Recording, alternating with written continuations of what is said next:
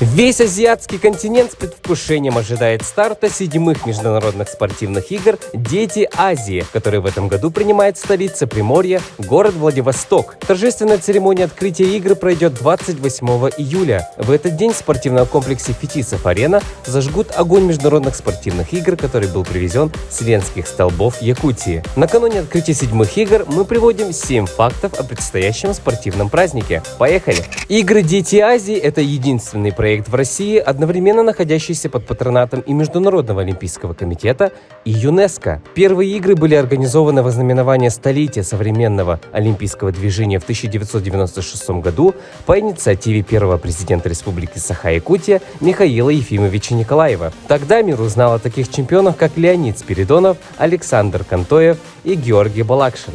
Дети Азии – это не только летние виды спорта. Первые зимние международные спортивные игры «Дети Азии» прошли в 2019 году в Южно-Сахалинске, участие в которых принимали спортсмены из 20 стран. Вторые международные спортивные игры «Дети Азии» пройдут с 23 февраля по 5 марта 2023 года в городе Кузбасс Кемеровской области.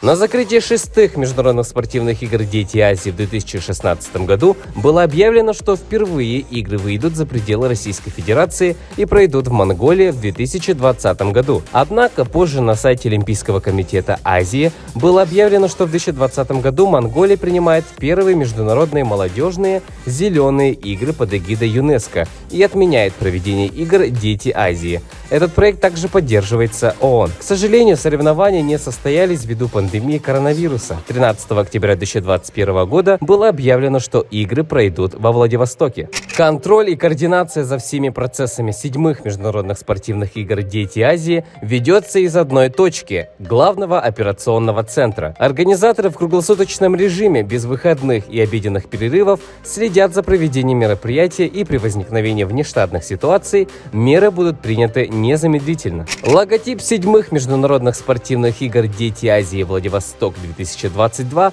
наполнен множеством символов. Здесь и лотос, символ Азии, и силуэт бегущего ребенка, и яркое солнце, горы и холмы Владивостока, воды залива Петра Великого. Яркие цвета логотипа и фирменного стиля подчеркивают атмосферу спортивного праздника и мультикультурность международного события. Талисманами игр стали тигр Сав, сильный и смелый, и леопард Уссури, быстрая и смекалистая. Одно имя – аббревиатура, сочетающая в себе первые буквы олимпийского девиза «Ситиус Альтиус Фортиус». Быстрее, выше, сильнее. А второе дано в честь самой большой реки Приморского края, протекающей также в Хабаровском крае и китайской провинции Хэйлунцзян. Игры «Дети Азии» в этом году пройдут с 27 июля по 8 августа.